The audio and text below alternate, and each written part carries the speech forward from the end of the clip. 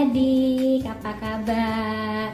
Senang sekali kita ketemu lagi di ibadah online. Tadi kita sudah memuji Tuhan sama siapa yo? Yang ingat nggak? Tadi yang pimpin puji Tuhan itu Orlin sama Kenci. Wah, hebat ya mereka bisa pimpin puji Tuhan. Dan ternyata adik-adik ya, di masa pandemi ini Kak Asi lihat ternyata adik-adik tuh pada pinter pimpin puji Tuhan. Ada Karlin, ada Dev, ada Ebi sama If. Terus ada siapa lagi, masih banyak, nggak bisa disebutin satu-satu. Ternyata adik-adik pinter-pinter.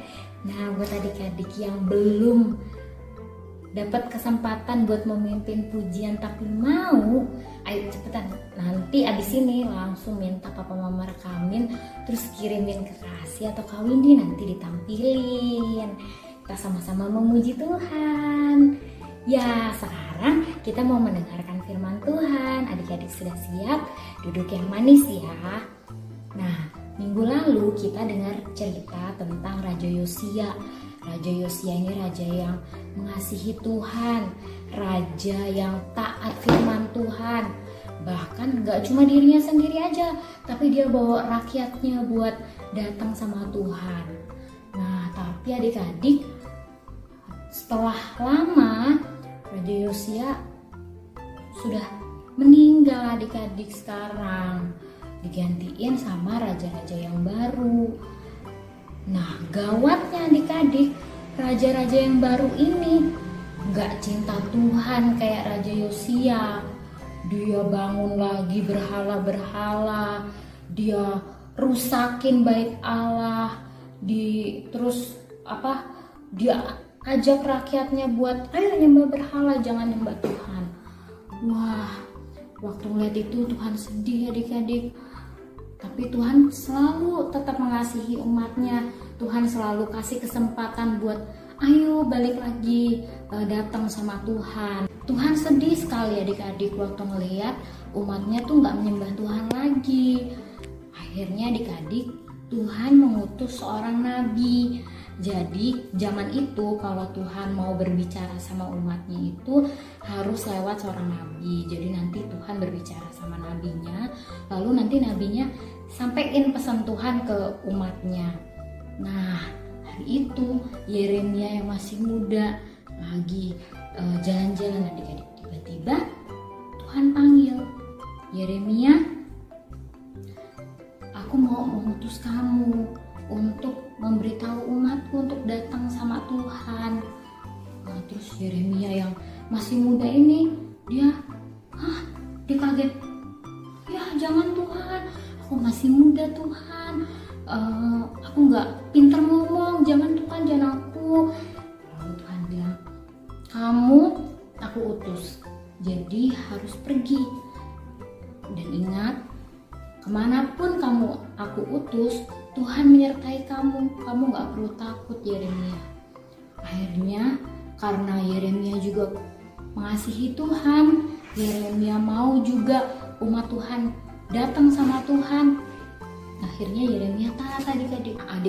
Akhirnya Yeremia dengan berani mulai menceritakan tentang Tuhan. Dia datengin umat Tuhan, ayo bertobat, ayo datang sama Tuhan, kita datang beribadah lagi sama Tuhan.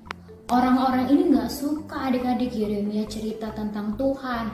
Yeremia suruh mereka bertobat dari kejahatan mereka, suruh mereka buat datang sama Tuhan, mereka gak suka.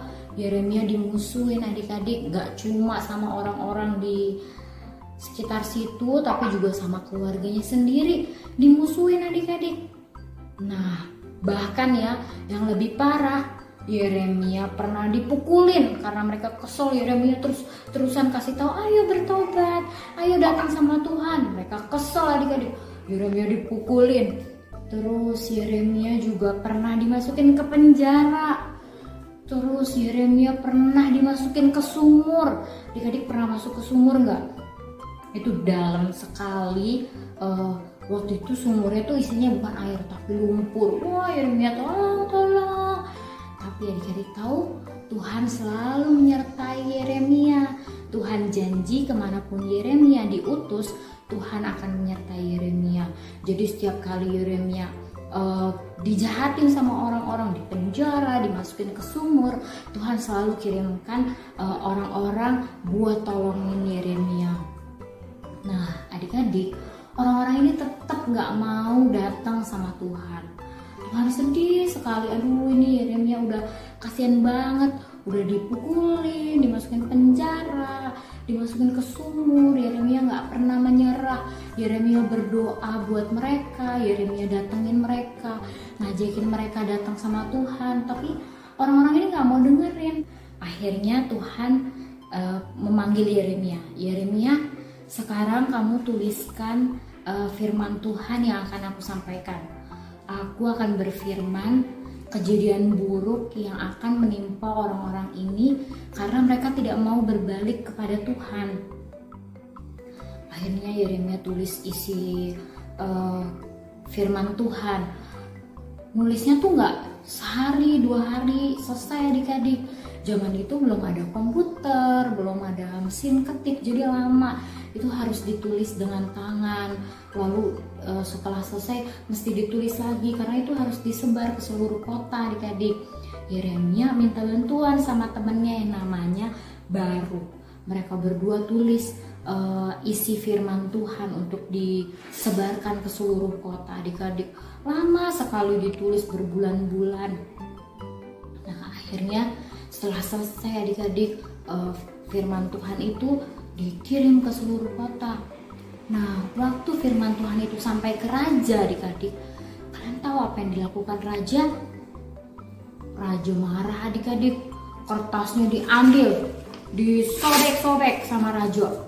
Terus setelah disobek-sobek dibakar adik-adik sama raja. Wah, Yeremia sedih sekali adik-adik waktu dengar kabar itu. Itu surat ditulis lama sekali, berbulan-bulan, tapi tidak membuat raja berbalik sama Tuhan. Yeremia berdoa, sedih sekali adik-adik, karena umat Tuhan tidak mau mendengarkan.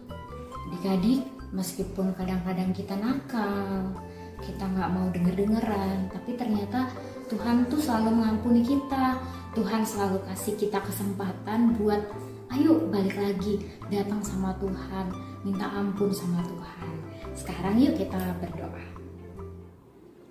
Tuhan Yesus, terima kasih, kami bersyukur Tuhan selalu menantikan kami, sekalipun Tuhan kadang-kadang kami nakal, kami tidak taat, tapi Tuhan selalu mengampuni kami. Tuhan selalu mau memberikan kami kesempatan. Terima kasih Tuhan, kami mau datang pada Tuhan, kami mau beribadah kepada Tuhan. Terima kasih Tuhan, di dalam nama Tuhan Yesus kami sudah berdoa.